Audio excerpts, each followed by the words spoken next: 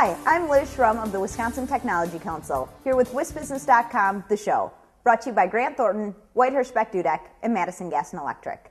On today's show, Tom Still talks about Scott Walker's small business agenda, and David Jones Jr. of Chrysalis Ventures discusses how Wisconsin and the larger heartland can attract more investment capital. I'll be right back with the WisBusiness.com stock report. Please hold. Your call is very important. Does it seem like getting technical advice from business advisors can, take some time? At Grant Thornton, client access to partners has made them one of the largest accounting firms in the country. Grant Thornton. And now, here's the WisBusiness.com stock report for late November 2010. Rising solar energy. A new report finds Wisconsin has the 5th most solar-related jobs in the country. An estimated 6,000 people work here for the solar industry, out of 93,000 nationwide. The numbers come from a national solar job census conducted by the nonprofit Solar Foundation. Cash incentive grants in the federal stimulus bill get a lot of the credit for the jobs growth. And falling. Cheap energy. Wisconsin once had some of the cheapest energy rates around, but a recent report from the Wisconsin Taxpayers Alliance finds the state's electricity prices rose about 5.5% a year since 2000. That puts power costs in Wisconsin among the top 20 in the nation. The report chalks up the rising costs to higher coal prices, higher shipping and rail costs, and the building of new power plants and transmission capacity. That's the WisBusiness.com stock report. Go to WisBusiness.com for more on these and other stories. And now, here's Tom Still with his Inside Wisconsin commentary. Wisconsin and other states have elected education governors, anti-crime governors, and environmental governors over time. These labels sometimes stick as thematic reminders of priorities set by chief executives. Perhaps Scott Walker will become Wisconsin's small business governor. No one inside his transition team is printing bumper stickers, at least not yet. But it is clear the governor-elect wants to assure the business community, especially small business owners, that he understands the sector's value to the Wisconsin economy. Walker spoke recently to the Wisconsin Early Stage Symposium in Madison, an annual conference that attracts startup companies, entrepreneurs, investors, and others at the heart of the high-growth economy. Coming off a November 2nd election victory in which he repeatedly declared Wisconsin is open for business, Walker's remarks provided some level of detail about how a slogan can become reality. Walker said the best way to hit his goal of adding 250,000 jobs to the Wisconsin economy is not to pursue large out-of-state companies, but to focus on helping create, retain, and expand small businesses at home. Most studies support his belief. The Kauffman Foundation, which charts startup activity across the United States, says virtually all new American jobs are created by companies 5 years old or younger. The U.S. Small Business Administration reports that small businesses employ half of all American workers and have generated 2/3 of all net new jobs created over the past 17 years. So how does Walker intend to help?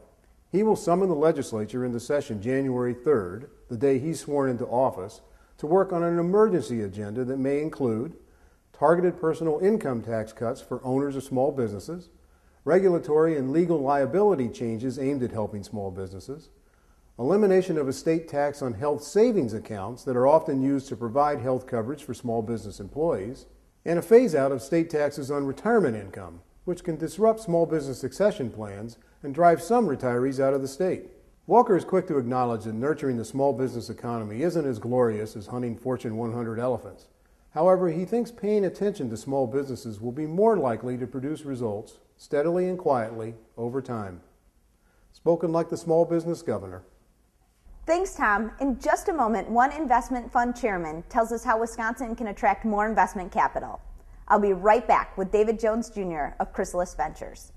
White Hirschbeck Dudek represents companies at all stages of development and in a wide range of industries to navigate the legal challenges of regional, national, and global growth. At WHD, every stage takes center stage. I'm back with David Jones Jr., Chairman and Managing Director of Chrysalis Ventures in Louisville, Kentucky. Thanks for joining us, David. Delighted. Chrysalis has about $400 million under management. That makes your company one of Mid-America's largest funds for early stage and growth investments. In what sectors do you target your investments? Chrysalis invests in two sectors, healthcare and technology. And within healthcare, really within each of them, we have kind of a special twist. Most venture capital dollars in healthcare go into either drug discovery or the invention and selling of new medical devices.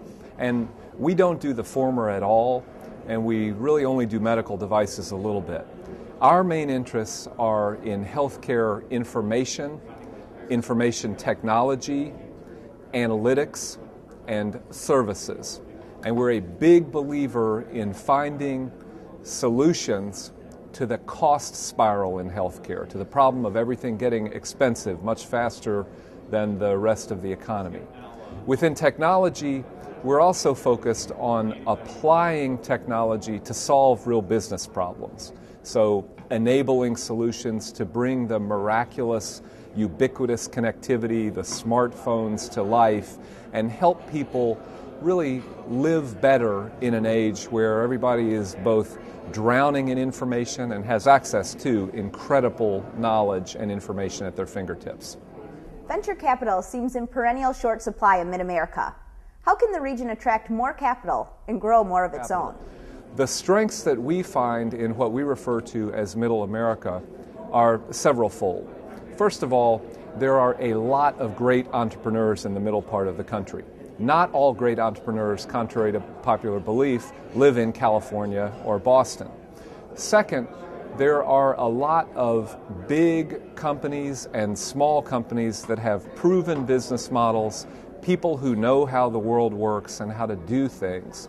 And that talent pool and knowledge pool is really important. So, last thing I talk about some is the Middle American work ethic. There are a lot of people in this part of the country who are hardworking, who are dogged, who don't give up, and that perseverance is an incredibly important part of the challenge of building a company from very young to big enough to have an impact. Chrysalis already has investments in Wisconsin, and your firm attended the Wisconsin Early Stage Symposium. What are the strong investment opportunities in Wisconsin? Yeah, I'm very bullish. When we hear about a company that's based in Wisconsin, I would say our expectation is it's probably grounded in reality, we're eager to learn more and to hear from more exciting companies. Thanks, David, and thank you for watching this edition of WisBusiness.com, the show. The show is produced by WisBusiness.com and the Wisconsin Technology Council, and sponsored by Grant Thornton, Whitehurst Beck Dudek, and MG&E. Visit our websites to read and learn more. I'm Liz Schrum. See you next time.